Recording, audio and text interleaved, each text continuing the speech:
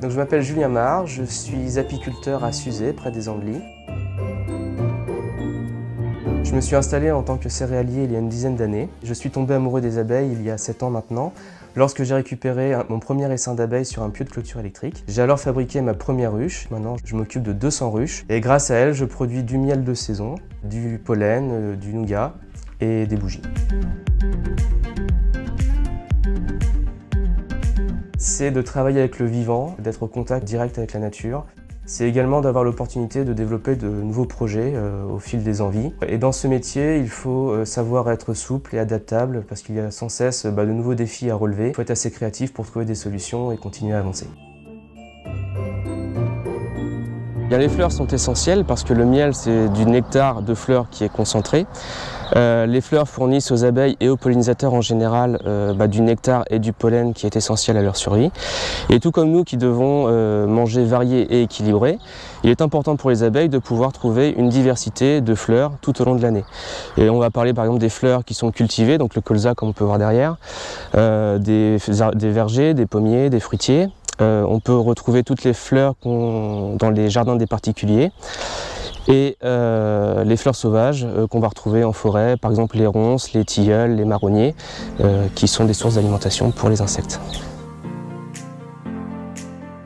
Alors je veux proposer aux gens des produits de qualité et j'essaye de sans cesse les améliorer.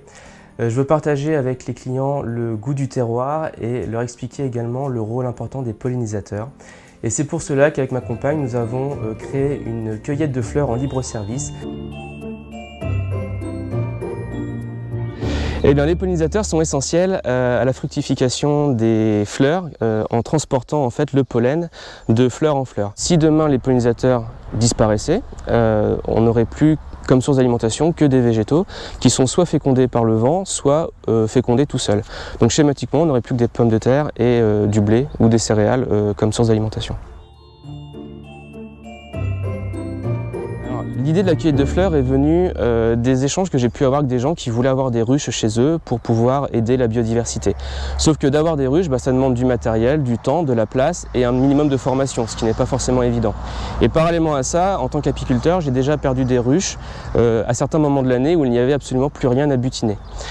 Donc l'idée était de dire, si vous voulez aider les abeilles et les pollinisateurs, semez des fleurs, plantez des plantes qui vont produire des fleurs et nourrir les abeilles et les insectes tout au long de l'année.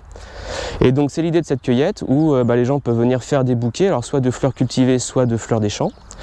En plus de cela, on a installé des panneaux pédagogiques sur lesquels on fait des focus sur certains insectes ou certaines plantes qui sont très intéressantes pour que les gens soient sensibilisés à leur présence et pourquoi pas essayer de les faire proliférer chez eux. Vous pouvez retrouver tous mes produits ici à la Miellerie les premiers samedis matins de chaque mois.